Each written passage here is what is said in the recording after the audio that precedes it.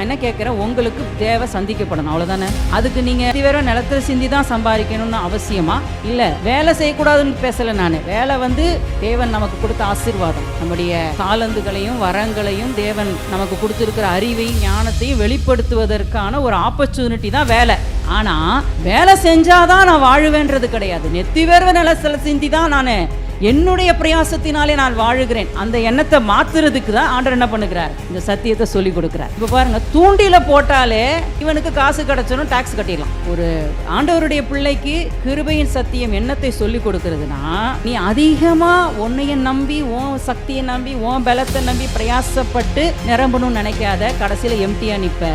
என்னுடைய கிருபை உன்னை நல்லா நிரம்பி வழிய செய்யும். உனக்கு ஒரு தைரியத்தை கொடுக்குது. என்ன தைரியத்தை கொடுக்குது? ஒரு தூண்டில போட்டு கூட உங்களுடைய தேவைகளை நீங்க படாத பாடுபட்டு தான் சந்திச்சுக்கணும்னு அவசியம் இல்லை. ஒரு தூண்டில போட்டு மீனை பிடிச்சி அது வாயிலிருந்தே உங்களுக்கு கிடைச்சிரும்.